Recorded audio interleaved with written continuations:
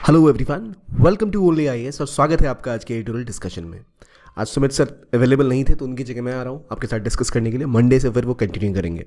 तो आइए देखते हैं पहले आज हम कौन से आर्टिकल्स डिस्कस करने वाले हैं। आज हम 3 आर्टिकल्स डिस्कस करेंगे। एक इंडिया भूटान रिलेशनशिप के बारे में होगा कि कैसे भूटान के साथ भारत के संबंध इवॉल्व हुए, उनमें क्या बदलाव हुए, क्या बेसिक उसकी डेफिनेशन है।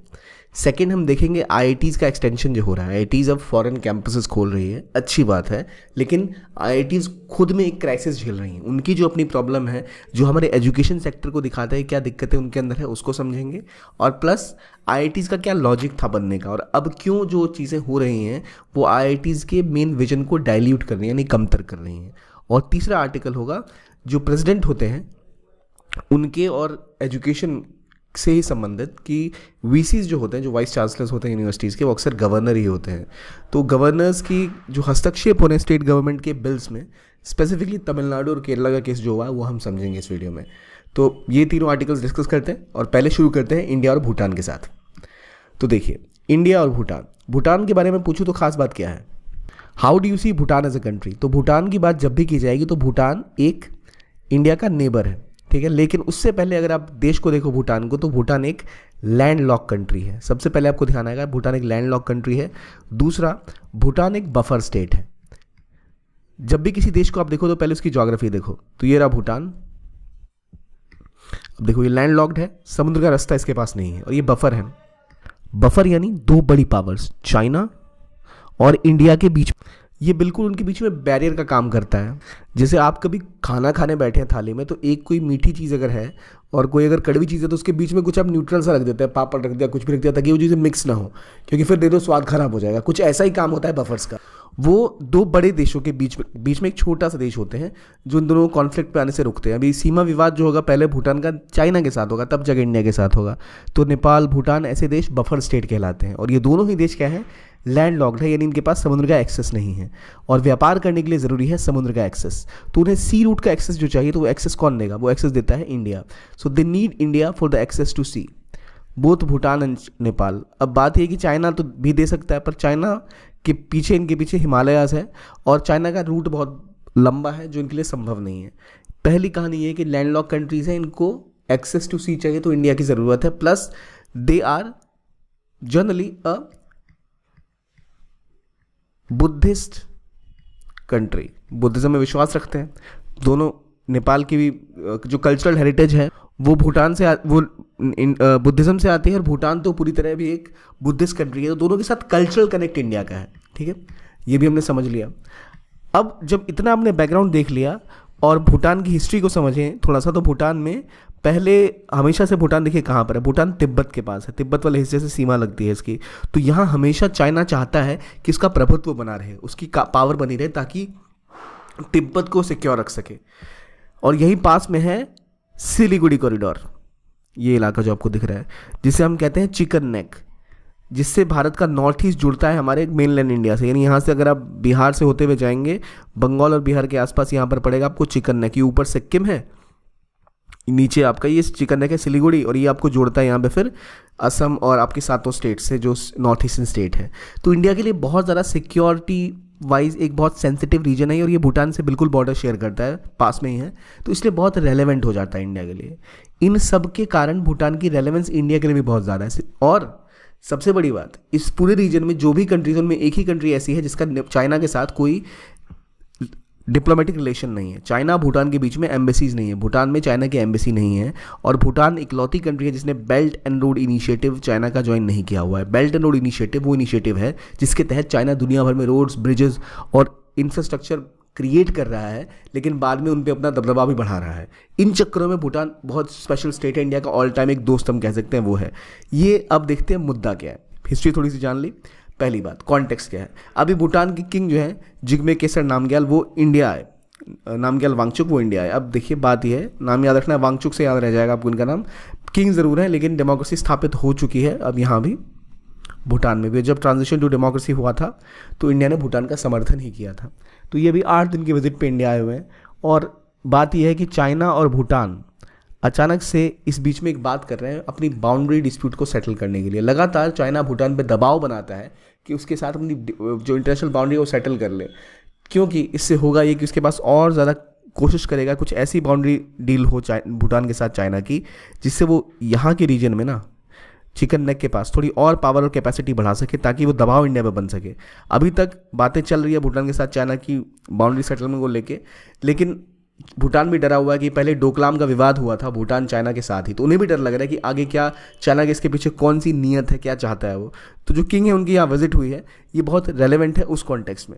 अब हाल में ही जो होगी ना, जो जो उनकी राउंड ऑफ टॉक्स हुई थी, 25th राउंड ऑफ चाइना और भूटान बाउंड्री टॉक्स हुई थी, क्योंकि इनके बीच में डिप्लोमेटिक रिलेशंस है नहीं, डिप्लोमेटिक रिलेशंस नहीं है, मतलब एम्बेसी नहीं है, कोई दूतावास नहीं है चाइना का भूटान में।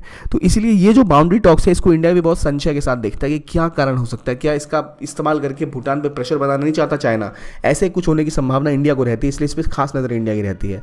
और इसी टाइम पे हमें ज़रूरत है कि हम एक बैकग्राउंड ले कि इंडिया और भूटान के संबंध कैसे हैं। हम अगर हिस्टोरिकली देखें तो जो की आस्पेक्ट है अपने आंसर्स में लिखना है तो आप लिख सकते हैं mutual trust, goodwill and understanding, because they both are dependent on each other. Specifically Bhutan बहुत ज़्यादा डिपेंडेंट है इंडिया के ऊपर। और जो इसका कोर आइडिया था कैसे दोस्ती बनी थी, इंडिया ने एक अपने जो नज़दीकी अभी जो राष्ट्र हैं उनके साथ एक basic treaty of friendship and cooperation sign किया था, उनमें भूटान भी एक था। भूटान के साथ आज़ाद होने के 2 साल बाद 1949 में इंडिया ने treaty of friendship and cooperation sign किया था, जिसमें डिफेंस की बात हो या फिर इनको और ज़रा प्रायोरिटाइज करने की बात हो, वो सब इंडिया ने किया था। लेकिन इसके बाद इनको लगा भूटान को कि अब वो जब काफ़ी समय के बाद उनको लगा कि वो बहुत ज़्यादा डिपेंडेंट है इंडिया के ऊपर और सब कुछ के लिए उन्हें परमिशन इंडिया से लेनी पड़ेगी, जो सही नहीं लग रहा था। तो 2007 में उनकी इन जो दिक्कतें थी उनको समझते हुए इंडिया ने अपनी ट्रीटी ऑफ फ्रेंडशिप को थोड़ा सा बदलाव किया। उसमें कुछ आर्टिकल ऐसे थे कि जिसके तहत जैसे भूटान को अगर किसी से हथियार खरीदने होते थे तो पहले उन्हें इंडिया से परमिशन लेने की बात थी उसमें। अब बात ऐसी है कि भूटान थर्ड पार्टी से हथियार खरीद सकता है जब तक वो इंडिया के नेशनल इंटरेस्ट के खिलाफ ना हो। तो ऐसे बदलाव जो किए गए वो भूटान को भी थोड़ी और ऑटोनॉमी देता है और उन्हें भी थोड़ा सेफ्टी प्रोवाइड करता है।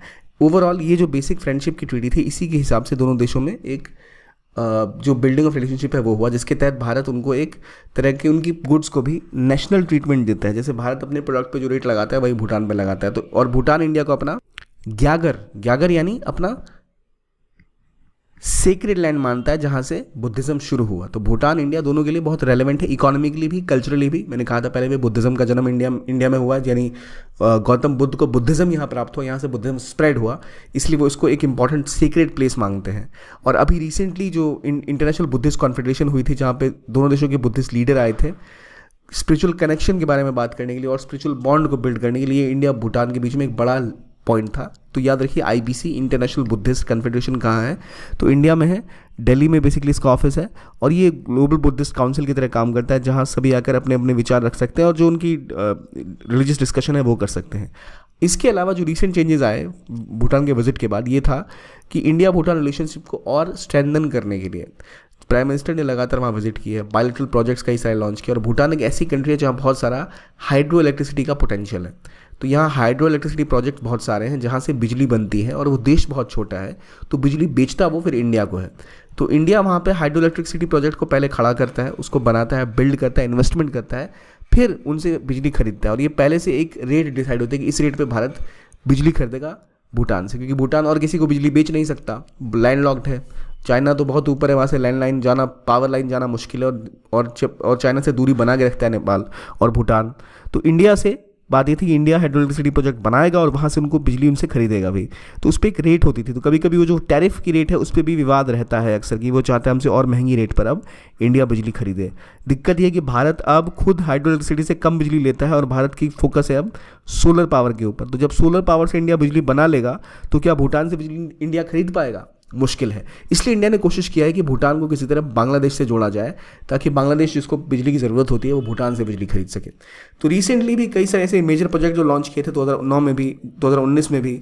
तो एक तो मगादिचू हाइड्रो इलेक्ट्रिसिटी प्रोजेक्ट था, फिर ग्राउंड अर्थ स्टेशन था इसरो का, उसका इस्तेमाल भूटान भी करता है, जो इंडिया ने इस सार्क सैटेलाइट छोड़ी थी उसके लिए। और इंडिया का एक नेशनल नॉलेज नेटवर्क है और भूटान का रिसर्च एंड एजुकेशन नेटवर्क है। दोनों के बीच में अब इंटरकनेक्शन स्थापित किया गया कि दोनों एक दूसरे से सीख सकें और एक दूसरे का ज्ञान का आदान प्रदान हो सके।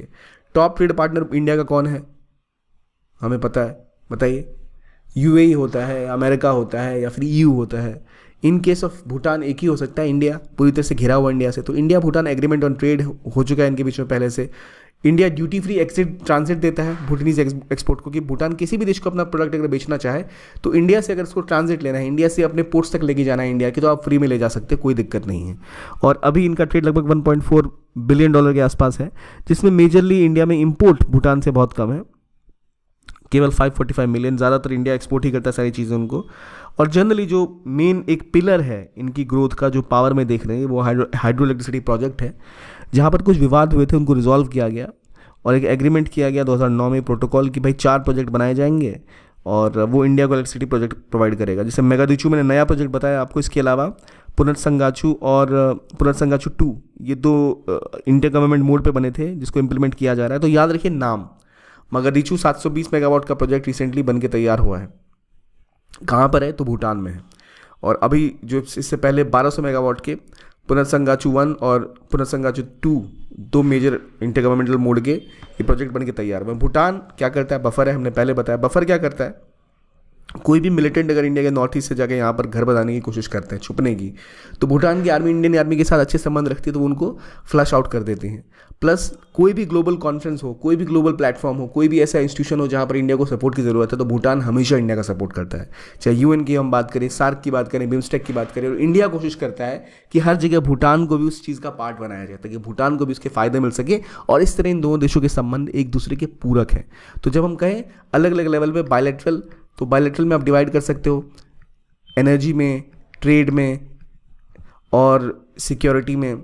फिर आप मल्टीलैटरल में जाओगे तो जो इंटरनेशनल कोऑपरेशन है उसमें, मल्टीलैटरल इंस्टीट्यूशंस है उसमें, ट्रेड ग्रुप्स जो हैं उनमें, ठीक है, जैसे बिम्स्टेक का पार्ट है भूटान, जैसे सार्क का पार्ट है, वहाँ हमेशा इंडिया का पक्ष इसने लिया है। तो इस तरह आप अलग अलग लेवल पे इसको डिवाइड कर सकते हो जो संबंध है। अब हालांकि और एरिया एक्सपेंड हो रहे हैं, जैसे टेक्नोलॉजी का ट्रांसफर हम कहते हैं ना, वो किया जा रहा है, टेक्नोलॉजी एक्सपेंशन किया जा रहा है। जैसे इंडिया का जो भीम है और यूपीआई है, ये यहाँ पर अब चलेगा, और जो यूपी प्रोजेक्ट है उसको वहाँ पे इम्प्लीमेंट किया जा रहा है। जब कोविड आया था, इंडिया ने भूटान को एक्सेस दी थी, इंडिया में बनी कोविशील्ड लाखों फ्री में, लगभग 5.5 लाख डोजेस फ्री में दी थी भूटान को। तो ये दिखाता है कि इंडिया लगातार कोशिश कर रहा है कि अपने संबंधों को और स्ट्रॉन्ग ही किया जाए, किसी भी तरह इग्नोर ना किया जाए भूटान को। जैसे अब भूटान और चाइना भी करीब आ रहे हैं, वो अपने संबंध नॉर्मलाइज कर रहे हैं, तो इंडिया के लिए थोड़ी सी ये टेंशन की बात हो रही है कि इतनी ज़्यादा डिपेंडेंसी भूटान की इंडिया से है। लेकिन अगर चाइना अपना पैर पसारता है और यहाँ कोई प्रोजेक्ट ऐसा खोल देता है बेल्ट एंड रोड इनिशिएटिव के तहत जो बहुत महंगा है, और भूटान जिसमें फंस जाए, तो दिक्कत का सबब हो सकता है। इसीलिए लगातार इंडिया कोशिश कर रहा है कि भूटान इन चक्करों में ना पड़े। पर अक्टूबर 2023 में भूटान के फॉरेन मिनिस्टर की पहली विजिट थी चाइना, और उन्होंने 25th round of border negotiations किए।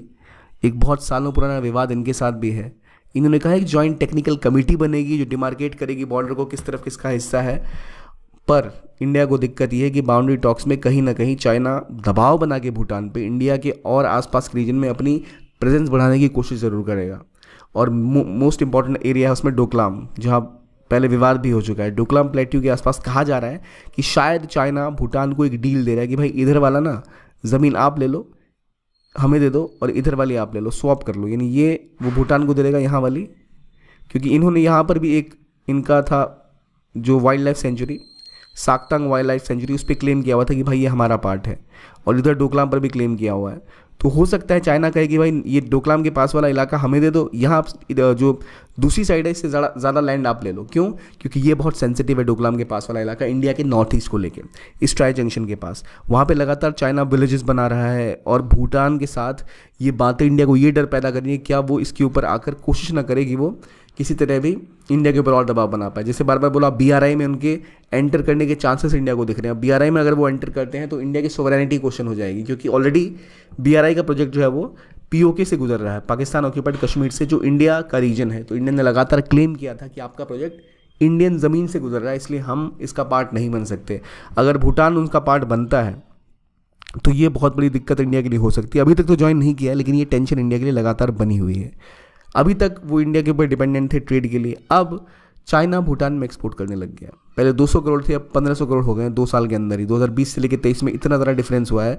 और जब रिसेंटली एक मोटर व्हीकल एग्रीमेंट हुआ था BBIN में, BBIN क्या है, बांग्लादेश, भूटान, इंडिया और नेपाल, इन चारों ने अपने में एक मोटर व्हीकल एग्रीमेंट किया था। नॉर्मली सार्क के अंदर एक एग्रीमेंट होना था कि मूवमेंट ऑफ व्हीकल्स हो सके देशों के बीच में, लेकिन पाकिस्तान की वजह से हो नहीं पाता।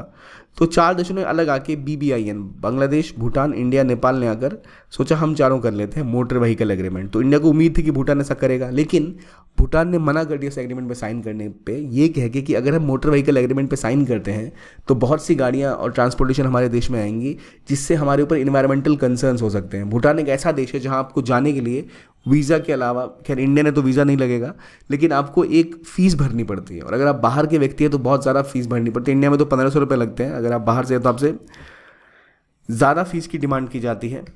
अभी अगर आप जाओ तो शायद आपको इंडिया से 1200 रुपये देने पड़ेंगे, लेकिन अगर आप कोई और नागरिक हैं किसी देश के तो आपको अराउंड $40 देने पड़ते हैं यहाँ एंटर करने के लिए। क्यों? क्योंकि वो अपने देश को एनवायरमेंटल फ्रेंडली बनाए रखना चाहते हैं। वो नहीं चाहते हैं कि वो एक कार्बन न्यूट्रल कंट्री है, यानी वो जितना कार्बन उत्सर्जन करते हैं उससे ज़्यादा उनकी जो जंगल है वो उसको सोख लेते हैं। तो वो चाहते हैं उनकी नेचर के प्रति जो जिम्मेदारी है वो वैसी ही रहे। इसीलिए उन्होंने इसका हवाला देते हुए कहा कि हम एंटर नहीं करना चाहते इस एग्रीमेंट में, हालांकि बाद में उसे कंसिडर करेंगे।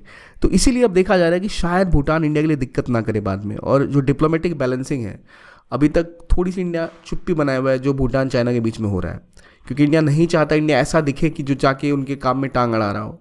लेकिन हमें याद रखना चाहिए जो सेक्टेंग वाइल्ड लाइफ सेंचुरी वाला हिस्सा मैंने आपको पहले बताया, यहाँ पर जो है, और यहाँ जो डोकलाम है, यहाँ जो विवाद हुआ था, इसको चक्कर में कहीं इंडिया और भूटान के संबंध सफ़र ना करे। लेकिन इंडिया ने अभी तक क्या किया है, स्ट्रैटेजिक साइलेंस बना के रखा है कि ये सोच समझ के एक चुप्पी साधी हुई है। साइलेंस नहीं है, वो स्ट्रैटेजिक साइलेंस है। अभी ऑब्जर्व कर रहे हैं कि अभी कुछ बोल दिया तो चाइना को मौका मिल जाएगा कि भूटान के ऊपर इंडिया कब्जा जमाने की कोशिश कर रहा है, अपने दबाव में रखता है। इंडिया देख रहा है जो सेंसिटिव एरियाज़ है वहाँ पर क्या होता है, और जो साक्टेंग का क्लेम है और चाइना का इंटेंशन जो क्या है और क्या चाह रहा है, इसको देखते हुए इंडिया भी ऑब्जर्व कर रहा है। और लगातार जो चाइना का जो ट्रस्ट का इशू है भूटान के साथ, जब उन्होंने अचानक से डोकलाम पे बात कर ली थी, सेक्टेंग पे क्लेम कर दिया था, तो भारत उसका ही फ़ायदा उठाना चाह रहा है। भारत चाह रहा है कि इन लोगों ने पहले भी ऐसा किया है और दोबारा शायद वो भूटानीज़ को कह सकता है कि वो और टेरिटरी उनके कब्जे करने की बात कर ले। तो इंडिया उनके लिए सिक्योरिटी प्रोवाइडर का भी काम करता है। और पहले जो दिक्कतें हुई हैं इसी के चक्कर में इंडिया अभी तक थोड़ा साइलेंस बना के और देख रहा है क्या चीज़ें सामने आती हैं। तो इसीलिए इंडिया अब कोशिश कर रहा है कि और सिक्योरिटी कोऑपरेशन बढ़े इंडिया भूटान के बीच में। जो डोकलाम में हुआ इसके बाद इंडिया ने डिप्लॉय कर रखा है एक military training team IMT RAT इन भूटान, जो कि भूटान सिक्योरिटीज फोर्सेस को ट्रेन भी कर रहा है कि अगर और दिक्कतें आए तो कैसे उनको इनसे लड़ना है, कैसे इनसे सामना करना। जो कल्चरल और पीपल टू पीपल टाइज हैं वो तो है ही। बौद्ध गया की बात करें, जो हमारा बुद्धिस्ट सर्किट है उसमें हम देखते हैं लगातार भूटानीज जो बहुत सारे टूरिस्ट हैं वो आते हैं, और इंडिया का कल्चरल रिलेशन तो आगे बढ़ ही रहा है, जो चाइना के साथ तो है नहीं। तो इंडिया उसका फ़ायदा भी उठा सकता है अपने संबंधों में। लगातार हम इकोनॉमिक टाइज को भी डेवलप करने की कोशिश कर रहे हैं। FDI जितनी भूटान में जाती है उसका लीडिंग सोर्स इंडिया ही है, लेकिन दिक्कत ये कि अब चाइना भी यहाँ कम्पीट करने लग गया। इसलिए इंडिया लगातार चाह रहा है कि हाइड्रो इलेक्ट्रिसिटी प्रोजेक्ट से ऊपर उठ के भूटान और एरियाज़ में भी काम करे, चाहे एनर्जी, टूरिज्म या टेक्नोलॉजी। तो यहाँ जो चीज़ें आपके लिए इंपॉर्टेंट है कि भाई रिन्यू किया गया क्या फ्रेंडशिप एग्रीमेंट कब 2007 में, 1949 में, 1949 में साइन हुआ, 2007 में इसको चेंज किया गया। क्या क्या जो इंपॉर्टेंट स्ट्रेटेजिक एस्पेक्ट है और क्यों इंडिया को अब टेंशन हो रही है चाइना और भूटान के इस टॉक्स के बाद से। ठीक है, ये था हमारा टॉपिक। अगले टॉपिक पे आते हैं जो बात करता है IITs के बारे में। देखिए जो एजुकेशन रिलेटेड टॉपिक है उसमें बहुत रेलिवेंट है ये। तो जनरली जो स्कॉलर है यहाँ कह रहे हैं कि जो IITs हैं ये हमारा एलिट प्रीमियर इंस्टीट्यूशंस हैं, और हिस्टोरिकली यहाँ से जो लोग निकलते हैं वो एक बहुत प्रेस्टिजियस मेडल लेके निकलते हैं, वो IITian है। अब IIT अपने आप को एक्सपेंड करने की कोशिश कर रहा है ग्लोबली। अच्छी बात है, आप ग्लोबली एक्सपेंड कर रहे हो। इससे पहले IIT इंडिया में एक्सपेंड हुआ। 2005 के बाद इंडिया में IITs को बढ़ाया गया। पहले बहुत लिमिटेड सीट्स थी, वो बढ़ी। अब IIT ग्लोबली एक्सपेंड कर रहा है। जब भी कोई इंस्टीट्यूशन एक्सपेंड करता है तो दिक्कत ये आती है, क्या वो जो क्वालिटी उनकी है, जैसे IIT मद्रास या IIT दिल्ली या IIT बॉम्बे, उनकी जो क्वालिटी है क्या वो आपकी बाकी IITs में रहेंगी? अगर आप एक रायपुर में IIT खोल दो, एक पटना में IIT खोल दो, ठीक है, तो क्या वो जो क्वालिटी आपको IIT मद्रास की है या बॉम्बे की है वो मिलेगी? और क्या अब जब दुबई और बाकी जगहों पे जानजिबार में जाके आप खोल रहे हो कैंपसेस, उससे क्या क्वालिटी इंश्योर हो पाएगी? जो कि खुद अभी IITs में क्राइसिस डोमेस्टिकली है, उसको देखते हुए क्या ये अच्छा एक स्टेप है? इसको समझेंगे इस टॉपिक में, जिससे आपको फ़ायदा मिलेगा समझने में कि अच्छा अगर आपको डिस्कस करना है कि क्या तरीके होते हैं जिसके तहत एजुकेशन पॉलिसी होनी चाहिए उसके बारे में। तो ये डिस्कस करते हैं आर्टिकल जो रिलेटेड है एजुकेशन से और हमारे एजुकेशन पॉलिसी से और इंडिया के फ्यूचर आउटलुक से। IITs क्या है भाई? ग्लोबली रेपुटेड इंस्टीट्यूशंस हैं। इनमें क्या होता है, हाई टेक्नोलॉजी और हाई क्वालिटी एजुकेशन के ऊपर फोकस होता है। तो कोई भी ऐसा इंस्टीट्यूशन जो एजुकेशन के ऊपर काम करे, इसको क्वालिटी चाहिए, उसको प्राइमरली 3 चीज़ें बहुत ज़रूरी होती हैं। पहली, टीचर्स यानी जो प्रोफेसर्स हैं वो बहुत अच्छे होने चाहिए। दूसरा, स्टूडेंट्स की प्रायोरिटी होनी चाहिए। और तीसरा, एक यूनिफॉर्मिटी होनी चाहिए। यूनिफॉर्मिटी किस चीज़ की, कहीं से भी आप एडमिशन लो आईआईटीज़ में तो आपको उतने ही लेवल पे मेहनत करके एग्ज़ाम क्रैक करना पड़ता है। हर बच्चा को पता हो कि वो कैसे एग्ज़ाम में इस इंस्टीट्यूशन में आया। ऐसे नहीं कि कहीं और तरीके का एग्ज़ाम देने के, कहीं और। एक यूनिफॉर्म एग्ज़ाम, उससे यूनिफॉर्म सिलेक्शन और high quality teaching, high quality student, ये बेसिक होता है किसी भी एजुकेशन इंस्टीट्यूशन का। और आईआईटीज़ जब से शुरू हुए हैं तो one of the most toughest exam होते हैं जो उनके एंट्रेंस के होते हैं। और 10 लाख या 2 लाख बच्चे हर साल इसका एंट्रेंस देते हैं। और इनमें केवल आपको 17,000 सीटें होती हैं, 17,385 सीट्स इन 23 आईआईटीज़। ये तब है जब एक्सपेंशन हो चुका है। याद रखिए 3 चीज़ें कि प्रोफेसर, स्टूडेंट और यूनिफॉर्मिटी। अब बात यह है कि अब आईआईटीज़ खुद एक समस्या से जूझ रहे हैं। क्या समस्या है और क्या चीज़ें हैं, जरा देखते हैं। सबसे पहले आईआईटी मद्रास का सेंटर खोलेगा जांजिबार में। ठीक है, जांजिबार कहाँ है, तो हम बात कर रहे हैं तंजानिया में। यह जांजिबार है, यहाँ पर हम खोल रहे हैं एक सेंटर, किसका, आईआईटी मद्रास का। अब आईआईटी मद्रास डोमेस्टिकली एक समस्या फेस कर रहा है जहाँ पर उसको फंडिंग नहीं मिल रही है। जो आईआईटी मद्रास में है या चेन्नई में है, वहाँ पे दिक्कत ये आ रही है कि फंडिंग नहीं मिल रही है। तो R&D पे कुछ प्रोजेक्ट्स अभी तक अधर में लटके हुए हैं। ठीक है, इनका एक सेंटर जांजिबार में खुल रहा है। और Abu Dhabi campus IIT Delhi खोल रही है। और दोनों आईआईटी दिल्ली, आईआईटी मद्रास जो इंडिया के टॉप मोस्ट आईआईटी सेंटर्स में देखे जाते हैं। तो ये अच्छी बात है कि वहाँ खोलेंगे। लेकिन दिक्कत ये, पहली बात जो मैंने कहा था, यूनिफॉर्मिटी, वो कहाँ से लाएंगे, क्योंकि इनके एग्जाम्स जो होंगे एंट्रेंस के वो अलग होंगे। इनका एडमिशन स्टैंडर्ड वो नहीं है जो इंडियन आईआईटीज़ में फॉलो होता है। यूनिफॉर्मिटी नहीं है। दूसरा, पहले मैंने बात करी टीचर्स यानी प्रोफेसर्स की। जो टीचर्स यहाँ पढ़ाने जाएंगे वो यहीं हमारे होम सेंटर के जाके कुछ टाइम वहाँ पे रहेंगे। क्या ये लॉन्ग टर्म में फिजिबल है कि इंडियन प्रोफेसर कुछ टाइम जांजिबार में रहे फिर वो आके आईआईटी मद्रास में पढ़ाए, जो प्रोफेसर है कुछ टाइम अबू धाबी रहे फिर आके इंडिया में आईआईटी दिल्ली में पढ़ाए? ये फॉरेन कैंप सेंटर्स जो होते हैं यूनिवर्सिटीज़ के, उनको भी फेस करनी पड़ती है। यही दिक्कत है कि टॉप मोस्ट प्रोफेसर्स प्रेफर ही नहीं करते वहाँ जाना। और अभी जो है ना 70 स्टूडेंट एडमिट भी हुए हैं फॉरेन कैंपसेस में। तो बात ये कि आपका एडमिशन प्रोसीजर अलग अलग है, प्रोफेसर्स कैसे आप मैनेज करोगे। अब जैसे आईआईटी मद्रास का IITM ZST स्क्रीनिंग टेस्ट था, उसमें पहले टेस्ट हुआ फिर इंटरव्यू हुआ। इसके अलावा अलग अलग जगह से, Ethiopia, Nigeria, Kenya, Uganda, UAE में आपने ये स्क्रीनिंग करी, लेकिन इसका लेवल वो नहीं है जो इंडिया के आईआईटी एंट्रेंस में होता है। जर्नली भी जांजिबार में जो हमारा सेंटर खुला था वो 2 चीज़ें कर रहा था, BS bachelors in data science और MTech in data science and artificial intelligence. और ये दुनिया भर के स्टूडेंट्स के लिए खुले हैं। फीस $12,000 है और $4,000 MTech के लिए, और केवल 70 स्टूडेंट अभी तक साइन अप हुए हैं। कहा यह जा रहा है कि जो ये आईआईटीज़ बनेंगी इनकी rules and regulation Indian IITs के ऊपर ही फोकस करेंगे। लेकिन बात यह है कि इंडिया के खुद के आईआईटी के कैंपस वही रेनोवेट हो रहे हैं। इंडिया के आईआईटी मद्रास की अगर हम बात करें, वो अगर ग्लोबल लेवल पे कूद गए अच्छी बात है, पर क्या जो उनके प्रोफेसर्स हैं उन्हें खुद ही अभी एक्सेस नहीं मिलता जो बड़े लेवल पे, जिस लेवल पे आईआईटी काम कर सकती है, मतलब हार्वर्ड या फिर आप मान लो प्रिंसटन के लेवल पे, वहाँ पे अभी आपके पास वैसी फंडिंग नहीं है, एडवेंचर नहीं है। अब ये अच्छी बात है कि यह जब बाहर एक्सपेंड होता है, इंडिया की सॉफ्ट पावर बढ़ती है, इंडिया की एजुकेशन रीच बढ़ती है, वो एक ब्रांड बिल्डिंग होती है। लेकिन क्या इस ब्रांड बिल्डिंग के नाम पे वो ब्रांड डाइल्यूट नहीं हो रहा? अगर इतना सब हम बाहर करने वाले हैं तो क्या हम इंडिया में पहले एफर्ट नहीं लगा सकते थे? और पहली बात ये कि अगर गवर्नमेंट इसको फंड करेगी तो बहुत लिमिटेड चांसेस हैं इसको सफल होने के, क्योंकि प्राइवेट सेक्टर की फंडिंग बहुत ज़्यादा रिक्वायरमेंट होती है और पहले इंडिया को वो फंडिंग डोमेस्टिकली रिक्वायर्ड है। ये समझ गए? अब देखिए आईआईटीज़ कब स्टार्ट हुए? 1950s में। कहाँ से? आईआईटी खड़गपुर पहले इस्टेब्लिश हुआ। हमने Germany, US, Soviet union, UK सबसे बात करी कि भाई हमें एजुकेशन और टेक्नोलॉजी के क्षेत्र में एक्सेलेंस चाहिए, तो कोलैबोरेशन से स्टार्ट हुआ। इंडियन जो लोग बाहर थे उनको बोला गया कि आप इंडिया में नेशन बिल्डिंग का पार्ट बनिए, आके पढ़ाइए, काम करिए। तो एक आईआईटी इस्टेब्लिश किया गया और ये आईआईटी टॉप लेवल पे था। स्मॉल इंस्टीट्यूशन थे 6 और लगभग 20,000 सीटें थी, बहुत रेलिवेंट था।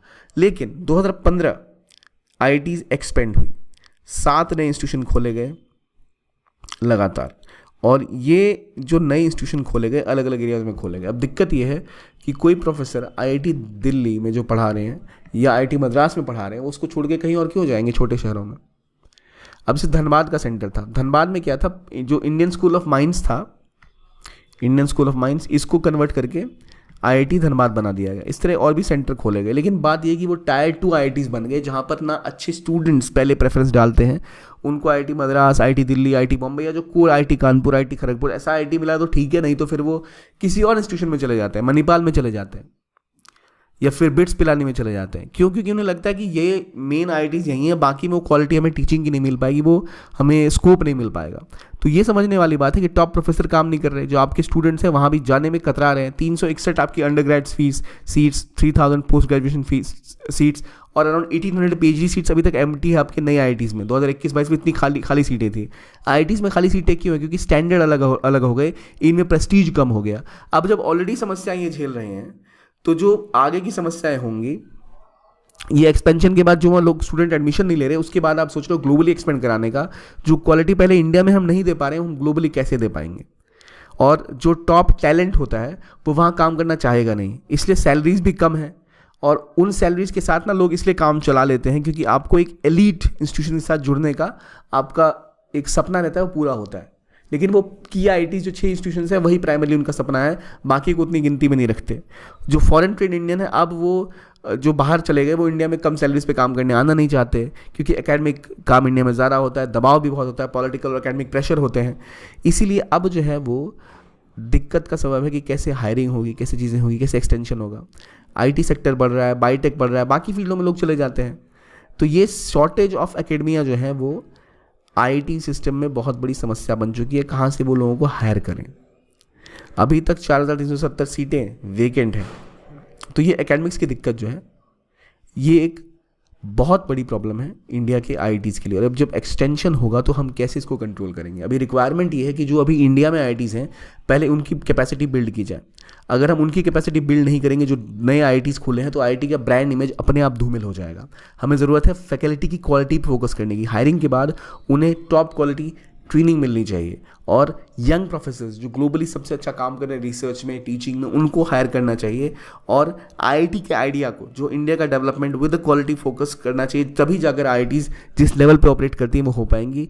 डोमेस्टिकली एक्सपेंड करना उतना वाइस आइडिया नहीं था, लेकिन अगर आप बाहर लेके जाए तो और दिक्कतें खड़ी हो जाएंगी। वहाँ की अपनी रूल्स रेगुलेशन होंगी, क्या आप क्वालिटी वहाँ पे मेंटेन कर पाओगे, क्या वो इंडिया के कंट्रोल में रहेंगी चीज़ें, इंस्टीट्यूशन का कितना प्रभाव रहेगा, कितनी वो ऑटोनमस हो पाएंगी।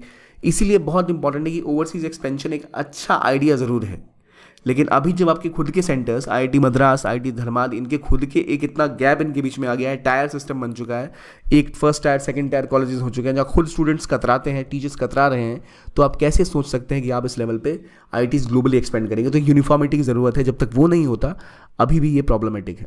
तो हमने समझा एजुकेशन सेक्टर के बारे में। यहाँ तीसरा आर्टिकल बात करता है एक्शन एंड अथॉरिटी। ये असल में गवर्नर के बारे में बात कर रहा है, फेडरल स्ट्रक्चर में जो समस्या है उसके बारे में। कहानी क्या है? जो तमिलनाडु और केरला ने सुप्रीम कोर्ट को बोला है कि जो गवर्नर है उनका कंडक्ट बहुत गलत होता है, वो हमारे जो भी डिसीजन होते हैं, जो हम बिल लेके आते हैं, उसको डिले कर देते हैं। और जो इसे असल में वो तरह का पॉकेट वीटो लगा देते हैं कि आप बिल लेके गए, वो बिल ही पे साइन नहीं करेंगे, उसको डिले करते रहते। आगे हम देखें इस चीज़ में तो हमें दिखता है कि 2 स्टेट जो है वो अप्रोच करें सुप्रीम कोर्ट को। क्यों? क्योंकि उन्हें लग रहा है कि राजभवन यानी जहाँ गवर्नर रहते हैं वो अपनी पावर के खिलाफ काम कर रहे हैं। दिक्कत ये कि तमिलनाडु को पहले ये शिकवा है कि जो गवर्नर है उन्होंने जितने कुछ कैदियों की रिमिशन की बात थी, कुछ पुराने जो मंत्री हैं उनके खिलाफ उनको एक्शन लेना है, तो उनके लिए सैंक्शन लेना पड़ता है पहले गवर्नर से कि पुराने मंत्रियों के खिलाफ कार्रवाई की जाए।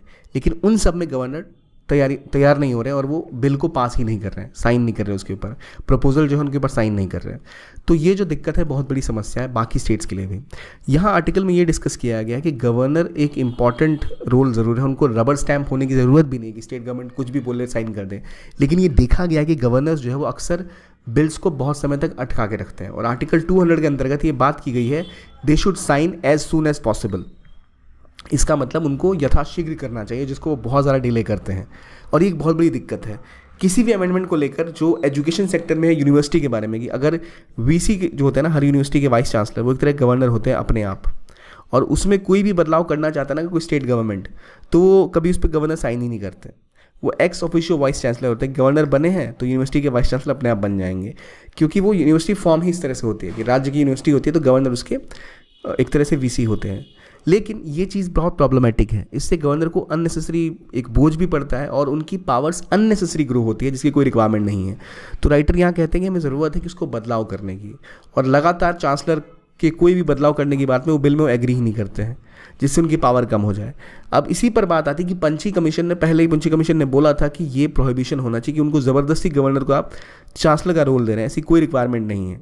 सेंटर स्टेट रिलेशन में सुधार करने के लिए उन्होंने कहा था कि गवर्नर के ऊपर से ये अतिरिक्त बोझ हटा लेना चाहिए, स्टेट के ऊपर छोड़ देना चाहिए कि भाई कैसे उनको अपनी यूनिवर्सिटी को रन करना है, कौन बेहतर वाइस चांसलर हो सकता है, ज़्यादा बेहतर रहेगा स्टेप। प्लस पहले भी देखा गया है कि सुप्रीम कोर्ट ने भी बोला कि एक टाइम फ्रेम की कमी बहुत बड़ी दिक्कत है। सुप्रीम कोर्ट ने कहा था तेलंगाना गवर्नमेंट की पिटीशन पे कि आर्टिकल 200 में article 200 says clearly as soon as possible. इसका मतलब उनको जल्दी दिखानी चाहिए। There should be a sense of immediacy in considering bills, ऐसे नहीं कि आराम से करेंगे। तो ये जो प्रॉब्लम है, ये जो लॉज लेट पास हो रहे हैं, इनसे बड़ी दिक्कत है और बहुत इंपॉर्टेंट है कि गवर्नर ऐसा उसको लगातार ना टाले रखे। और इट्स कॉन्स्टिट्यूशनली इम्परमिशिबल, यानी गैर संवैधानिक है अगर वो उसको कभी साइन नहीं करते या लटका के रखते हैं बिल्स को। तो और स्टेट्स को भी कोशिश करनी चाहिए कि ऐसी डिसीजन मेकिंग करें, ऐसे बिल्स बनाए जहाँ पर प्रश्न ना उठाए जा सकें, ऐसे प्रोसीजर फॉलो हो जहाँ ऐसे सवाल न किए जा सकें। किसी भी एक बेहतर प्रोसेस की कमी, जो कोई प्रोसेस नहीं है, चेयरपर्सन या तमिलनाडु पब्लिक सर्विस कमीशन है उनमें उनको मान लो किसी को चेयरपर्सन बनाना था तमिलनाडु पब्लिक सर्विस कमीशन में, लेकिन हुआ ये कि वहाँ पे कोई प्रोसेस नहीं है कि कैसे एप्लीकेशन होगी, कैसे मेरिट का ध्यान रखा जाएगा, कैसे हायर की जाएगी। अब अगर आप ऐसा बिल लेके जाओगे तो गवर्नर के पास ये बात भी रहेगी कि शायद जो गवर्नमेंट है ये अपने आप कुछ करना चाह रही है जो गलत है। तो ऐसे भी बिल्स पास नहीं होने चाहिए, ऐसे प्रपोजल्स गवर्नर के पास नहीं जाने चाहिए। और ये भी ज़रूरी है कि वो केवल एड एंड एडवाइस कर सकते हैं संविधान के हिसाब से स्टेट गवर्नमेंट में, तो उनको अपनी थोड़ी बहुत जो डिस्क्रिशनरी पावर है उसका मिसयूज़ नहीं करना चाहिए। और ये जो मुद्दा है इसी बात पे कि कैसे जो अपने काम की चीज़ें होती हैं वहाँ गवर्नर्स चीज़ों को अटका देते हैं। ठीक है, तो ये आर्टिकल बात कर रहा है प्राइमरली गवर्नर्स की, जो एक्सेस वो कर रहे हैं in terms of signing the bills, signing the proposals, और स्टेट गवर्नमेंट्स को क्या करना चाहिए, आर्टिकल 200 क्या कहता है और क्या दिक्कतें पहले रही हैं।